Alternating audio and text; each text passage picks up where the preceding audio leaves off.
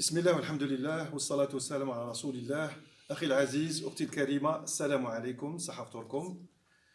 Aujourd'hui, nous vous invitons à passer 10 minutes avec nous comme d'habitude. 10 minutes seulement. 10 minutes. Chrono. On va essayer de respecter nos engagements.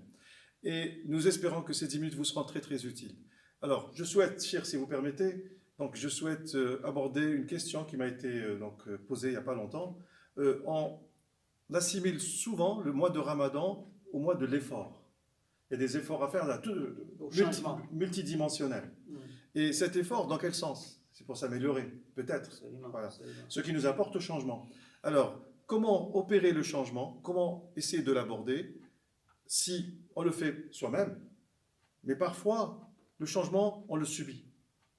On essaie de résister ou de tenir par rapport au changement, par rapport à des éléments extérieurs qui viennent nous imposer ce changement. Ouais. Barakallah fik, Cheikh, si vous pouvez répondre à cette question. Non, mais c'est vrai que la thématique du changement est une thématique centrale dans la vie de tout un être humain, homme ou femme, etc., même dans la vie de tout un peuple. Et c'est très important pour nous, croyants, d'utiliser les mois de Ramadan pour amorcer un changement positif pour soi-même, un changement positif pour sa famille, pour son entourage, etc.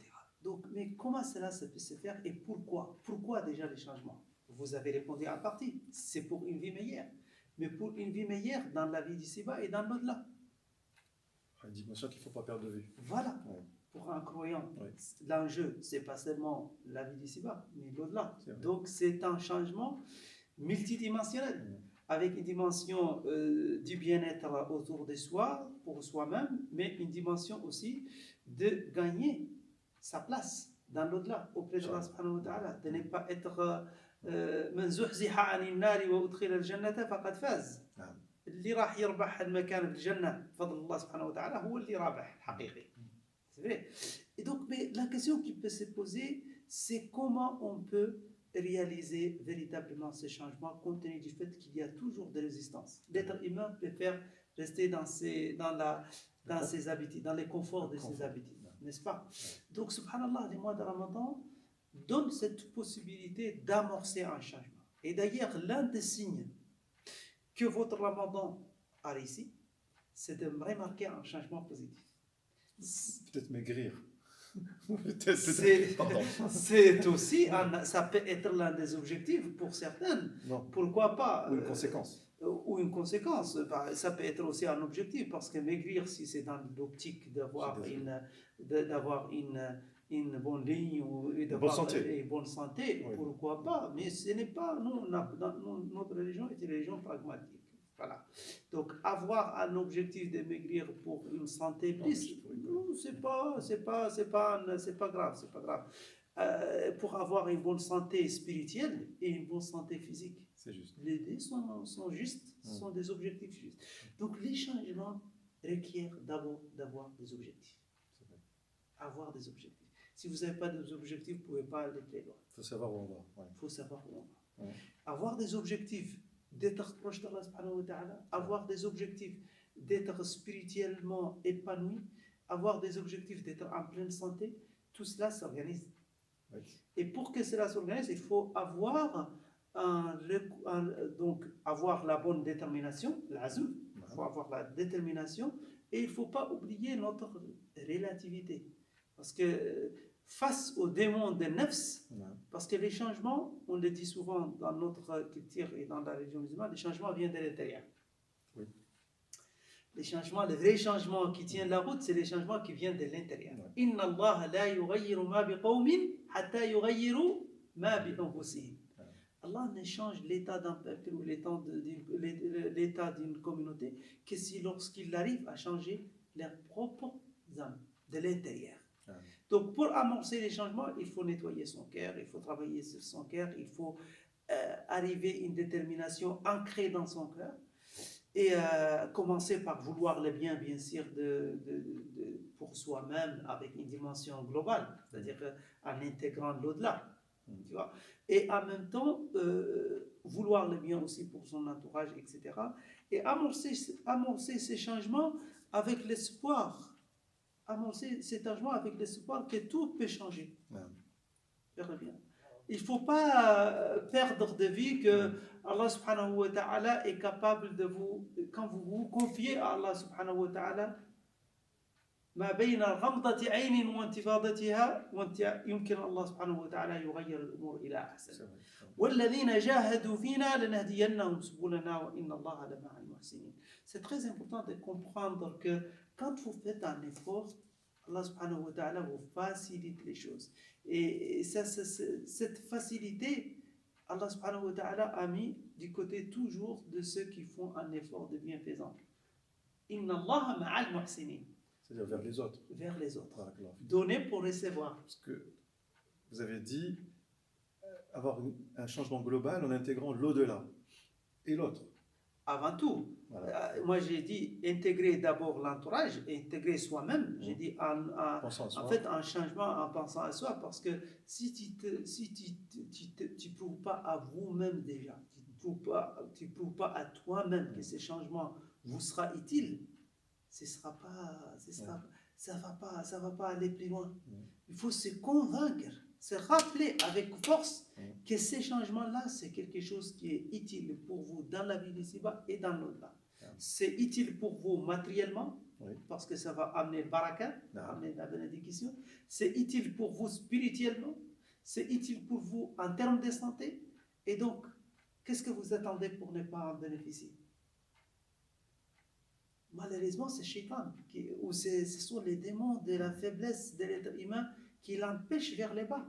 En fait, qui les tirent vers les bas. Alors qu'en étant convaincu que c'est quelque chose qui nous est utile, c'est vrai, parfois on a besoin d'être accompagné, on a besoin, comme ils disaient les jeunes d'aujourd'hui, on a besoin d'être coaché, on a besoin d'être accompagné par un professionnel ou un guide spirituel. Parfois c'est nécessaire, mais avant tout et après tout, se convaincre soi-même, se confier à Allah subhanahu wa ta'ala, parce que c'est Allah qui a les clés de tout, qui a les paramètres de tout changement, se confier à Allah. Regardez Ayyub alayhi salam, il s'est confié à Allah subhanahu wa ta'ala, il a dit Rabbi inni massani ad-durr wa anta arhamur rahimin fastajib lana. Se confier à Allah en reconnaissant ses faiblesses, en reconnaissant ses difficultés, en reconnaissant qu'on a, en fait, et en disant clairement, en toute intimité, en quelque sorte, avec son Seigneur, avec son Créateur sublime, qu'on a envie de faire changer les choses, faire le bien. Juste pour continuer. Et rien n'est figé. Rien n'est figé. Rien n'est figé. Les changements est toujours possible et l'espérance doit être toujours là, parce qu'Allah subhanahu wa ta'ala, comme il dit dans le Coran,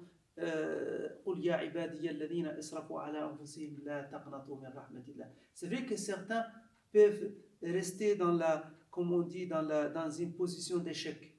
Alors que c'est ça. On peut peut-être les laisser pour une. On va y revenir à cela, Inch'Allah, si tu veux, pour respecter l'air. Mais c'est vrai que pour rompre cette position, il faut espoir garder et détermination garder. Tenir compte d'un paramètre qui est personnel. On voit par exemple autour de nous des personnes qui prennent des initiatives et ils ont un tempérament. On dit c'est des leaders. Il y a d'autres qui sont à la marge. Ils essayent que ça se passe et puis peut-être ils sont dans l'observation, peut-être la critique, mais ils prendront jamais l'initiative. Donc on voit autour de nous que certaines personnes peuvent, par exemple, diriger une entreprise, 2, 3, 4 entreprises. Puis d'autres ne sont pas capables de diriger une seule entreprise. Donc il y a une dimension personnelle qu'il faut absolument essayer de travailler. Oui, je suis tout à fait d'accord. Donc ce qui m'amène à parler de sabab. Non, on est d'accord que ce qu'on vient de dire, c'est au niveau global, mais chacun en fonction aussi de sa prédisposition et ses moyens, sa situation. Mais c'est des objectifs. En fait, aspirer à une situation meilleure, ça doit être un objectif pour toute personne normalement constituée. Mais aspirer à une situation meilleure au sens spirituel, c'est déjà doit être l'objectif de tout le monde. Et je pense que tout cela doit être amorcé en douceur, avec gradualité et avec espérance forte. Et nous revenons, Inch'Allah, à ce sujet. Amorcer un changement, tu n'as pas dit un grand changement. Voilà, je n'ai pas dit un grand changement. C'est peut-être un petit changement. Voilà. À ce moment-là, c'est possible. Absolument. Tout commence par des étapes. Ouais. les chemins, comme on dit, de 1000 kilomètres commencent par un pas. C'est vrai. Et il faut commencer. L'essentiel, c'est très important, c'est d'avoir la bonne niya déjà, avoir l'intention positive d'amorcer un changement positif. C'est être dans une attitude constructive, positive. Et montrer à Allah subhanahu wa ta'ala qu'on a cette envie de se switcher aux éléments positifs de l'univers. Se switcher aux éléments positifs de l'univers. C'est une expression très grande. Et c'est ça qui attrape Rahma. C'est-à-dire être dans un cercle vertueux de Rahma Rabbi subhanahu wa ta'ala. Et ne pas être dans un cercle des choses négatives. Ça, c'est déjà un changement. Et qui est acquis, requis pour tout le monde. Chacun selon sa capacité, chacun selon son environnement. Et par la suite, il faut savoir aussi capitaliser sur les pas que l'on arrive à réaliser. Les pas positifs que l'on arrive à réaliser. Inch'Allah, on aura l'occasion d'y revenir pour l'intérêt de tous. Wa barakallahu fikum. Wa hayyakumullah. وفقنا الله وإياكم بالخير والسلام عليكم ورحمة الله وبركاته qu'Allah vous bénisse qu'Allah nous bénisse qu'Allah nous guide tous vers le meilleur.